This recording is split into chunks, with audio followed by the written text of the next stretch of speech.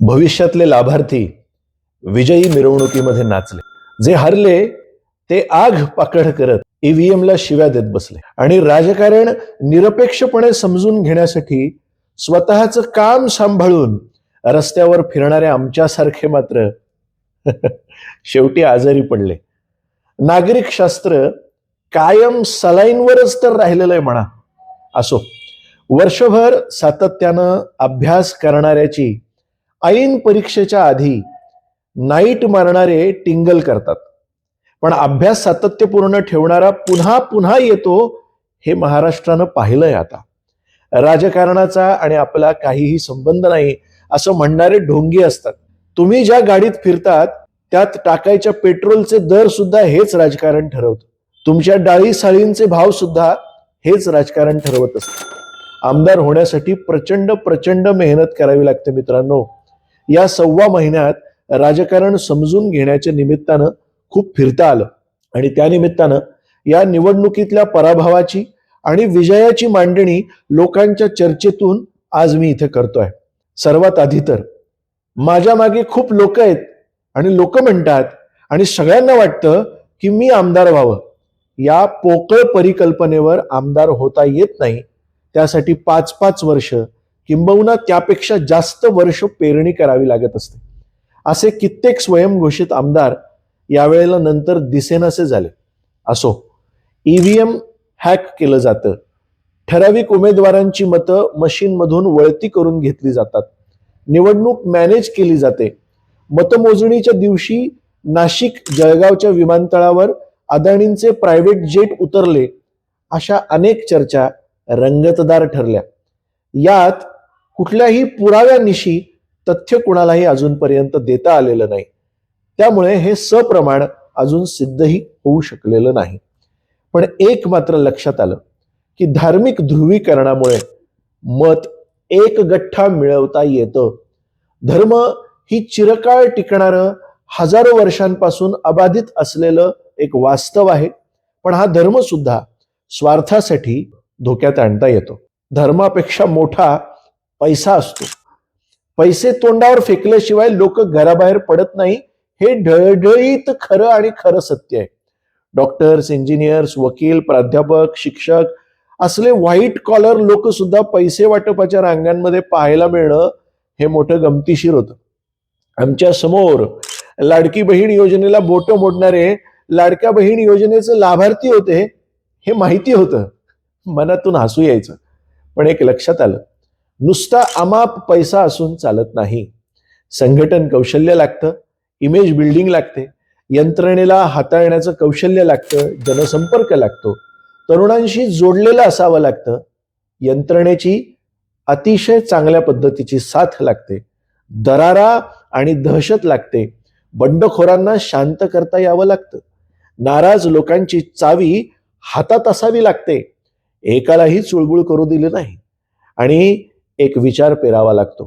त्यावर सतत ठामपणे चालत राहावं लागतं.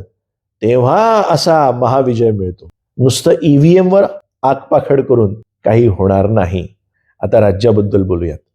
शाहू फुले आंबेडकरांचं नाव घेणारेच सरंजाम उभे करतात हे जनता पाहत होती. घरात सत्ता कशी टिकेल यासाठी राबणाऱ्यांना जनता पाहत होती.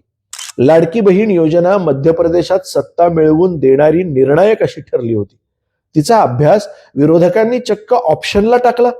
एकीकडे तिजोरीवर बोजा पडेल म्हणायचं आणि दुसरीकडे तुम्ही 1500 देताना मग आम्ही 3000 रुपये देऊ म्हणायचं. जनता पाहत होती. Micro planning, techno-savvy teamwork, booth management यात भाजप प्रचंड मेहनत घेताना दिसली. त्या तुलनेनं महाविकास आघाडी कुठेच दिसून येत नव्हती. हिंदू जनजागरण समिती, राष्ट्रीय स्वयंसेवक संघ, बजरंग दल, विश्व हिंदू परिषद यांचं घरोघरी जाऊन नेटवर्किंगनं केलेलं काम, 4000 बाबांचं नियोजनबद्ध पद्धतीनं केलेले कीर्तन आणि प्रवचनांचे कार्यक्रम, हे सगळं पद्धतशीरपणे काम करून गेलं.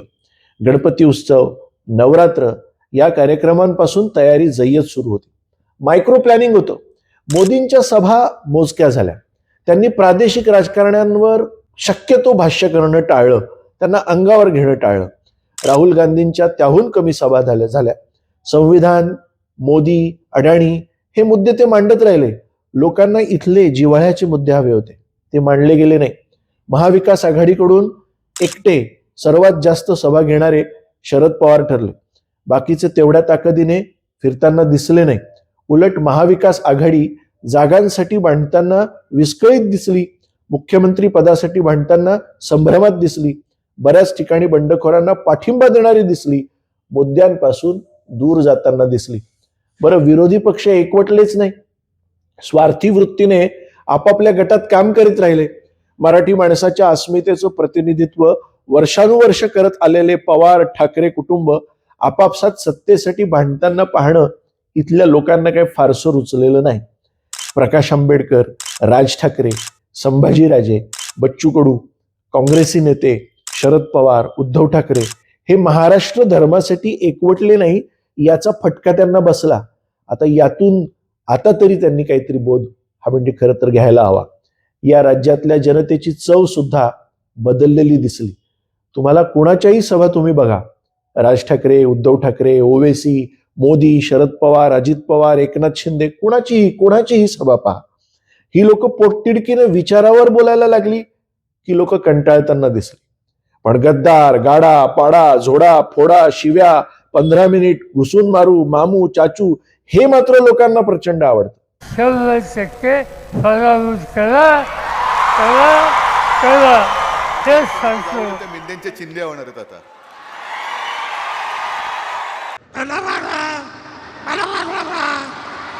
काय ऐकू तर येते.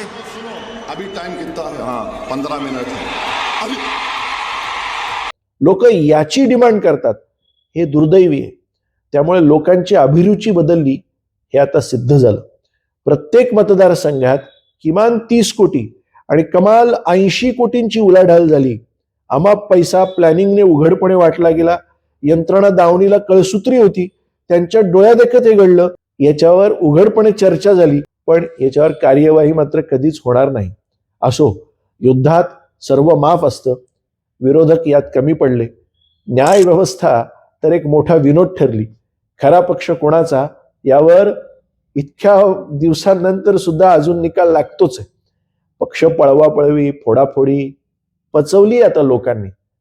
सबसे बडा रुपया हे सिद्ध झालंय. असो, जिंकलेल्यांचं अभिनंदन आणि हारलेल्यांना शुभेच्छा.